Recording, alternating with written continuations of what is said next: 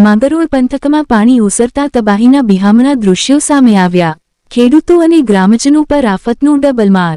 જૂનાગઢ જિલ્લાના માંગરોળ પંથકમાં છેલ્લા કેટલાક દિવસોથી વરસેલા અતિભારે વરસાદ અને જળબંબાકાર જેવી સ્થિતિ બાદ હવે ધીમે ધીમે પાણી ઓસરવા લાગ્યા છે।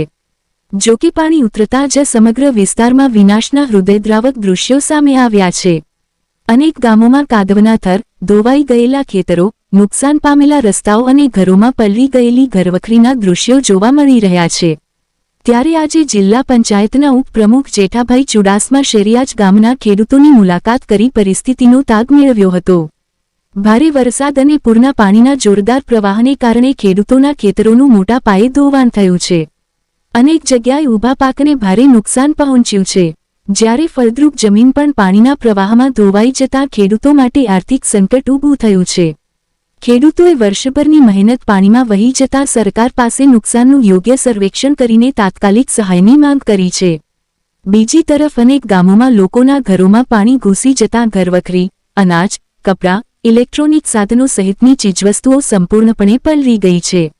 પાણી ઉતર્યા બાદ લોકો પોતાના ઘરોમાંથી કાદવ અને ગંદકી સાફ કરવામાં વ્યસ્ત બન્યા છે। ઘણા પરિવારો પાસે રહેવા અને જમવાની પણ મુશ્કેલી ઊભી થઈ છે। સ્થાનિક ગ્રામજનો મુશ્કેલીના સમયમાં એકબીજાની મદદે આવ્યા છે। અનેક ગામોમાં લોકો દ્વારા અસરગ્રસ્ત પરિવારો માટે જમવાની વ્યવસ્થા કરવામાં આવી રહી છે અને માનવતાનું ઉત્તમ ઉદાહરણ જોવા મળી રહ્યું છે। સ્વૈચ્છિક સંસ્થાઓ અને સ્થાનિક આગેવાનો પણ રાહત કાર્યમાં જોડાયા છે।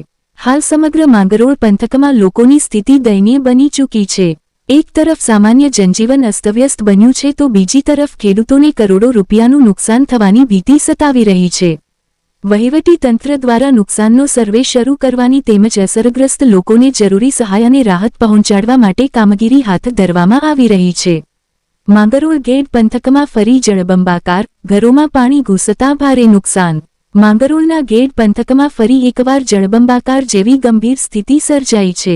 ભારે વરસાદ બાદ અનેક ગામોમાં લોકોના ઘરોમાં પાણી ઘૂસી જતાં ઘરવખરી, અનાજ, ફર્નિચર અને અન્ય માલસામાનને ભારે નુકસાન થયું છે। ગ્રામજનોને ફરી મુશ્કેલીઓનો સામનો કરવો પડી રહ્યો છે। દર વર્ષે આવી સ્થિતિ કેમ સર્જાય છે? લોકોમાં પણ આ મુદ્દે ભારે રોષ જોવા મળી રહ્યો છે। હાલ અસરગ્રસ્ત વિસ્તારોમાં પરિસ્થિતિ પર તંત્ર નજર રાખી રહ્યું છે। પેકેજની જાહેરાત થઈ હોવાના અહેવાલ।